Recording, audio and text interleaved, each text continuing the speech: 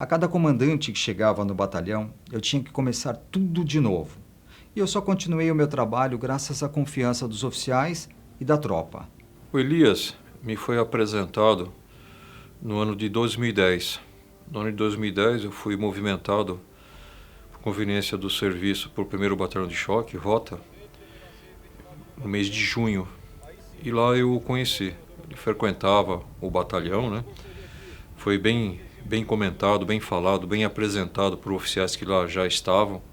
Teria já feito alguns trabalhos audiovisual em relação ao batalhão, contando a história do batalhão. Teria sido o diretor, né, do filme, Rota Comando. Então foi uma amizade que nós começamos a ter com ele a partir de junho de 2010. Daí para frente foram quase 4 anos, né, de convívio, onde eu vi exercer sua atividade de forma bastante profícua no batalhão. Já está lá já desde os anos de 93, 94, onde ele iniciou o trabalho. Então não é uma pessoa totalmente estranha à Polícia Militar, muito pelo contrário, é uma pessoa que vive Polícia Militar, mais especificamente o Batalhão de Choque, Rota.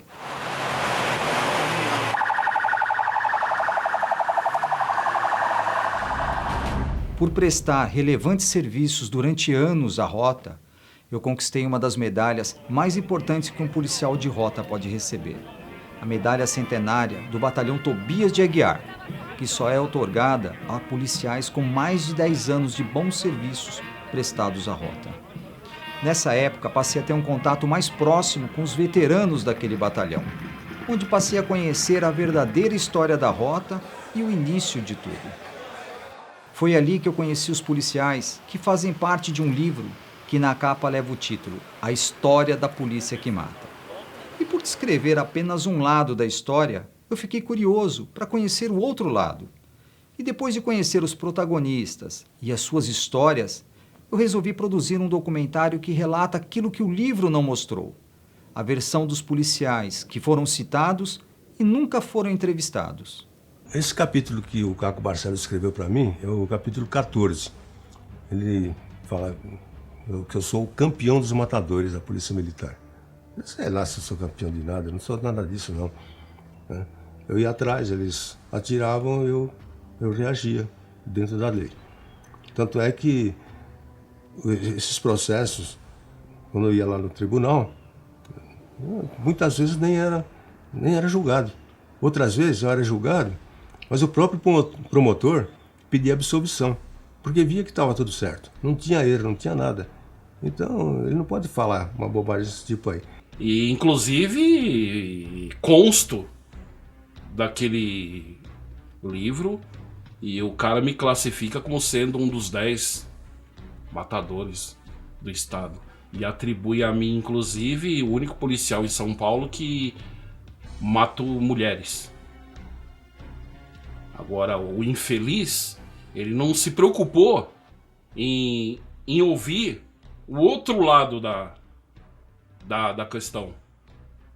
Por exemplo, nas ocorrências em que ele cita que nós éramos matadores ou assassinos, ele não foi ouvir o lado das vítimas, para procurar saber quem de fato eram os indivíduos que morreram no confronto com a Rota.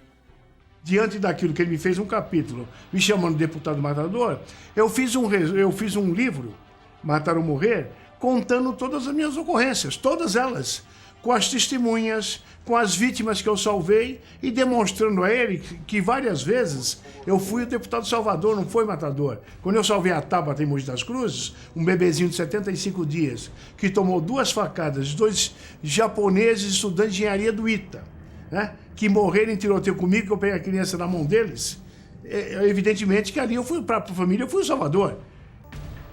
O que eu tenho a dizer, eu disse já na cara dele, inclusive quando eu encontrei no quartel da Rota.